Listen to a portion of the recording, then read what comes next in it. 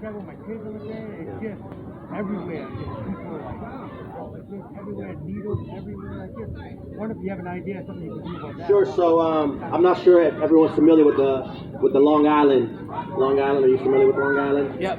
So all of our facilities dealing with rehab and treatment were located on Long Island. Long story short, the bridge was closed several years back. And so Boston is in the process now of rebuilding the bridge, right? But what we need to do in the meantime is making sure that we're supporting treatment facilities. A lot of the folks who... The Caucasians don't want to be built.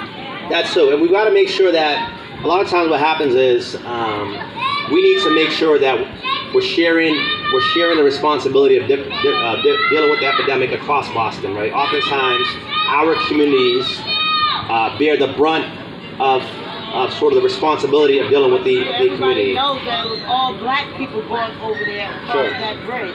Right. And then when they realized that, the bridge got broke down and nobody could come back and forth. So now where our homeless go, on the street, Mass Ave. Right. That's where they're living. But before they lived over there on Long Island. Right.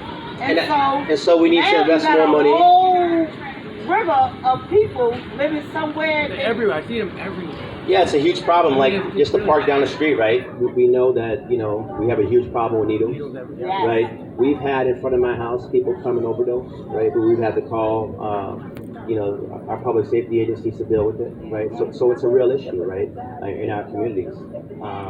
So I definitely think it's somewhere we need to invest more money, whether it's state, federal, city dollars.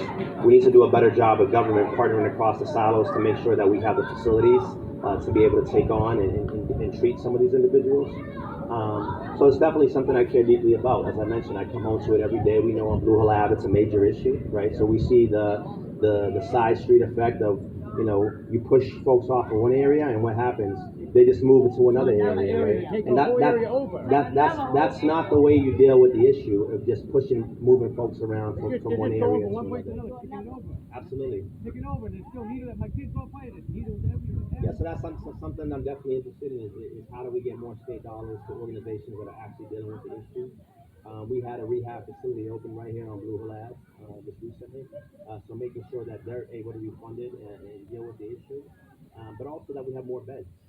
Right now we don't have enough beds to deal with the capacity of individuals dealing with addiction, right? So that's something where the state comes in handy, right? Fighting for funding, fighting for more beds, right? So that's definitely something I'm interested in championing. You know how many buildings in Boston, Massachusetts that is vacant?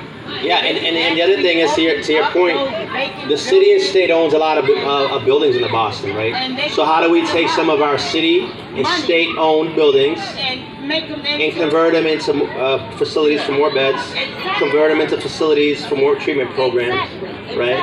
And that's something we want to be fighting for.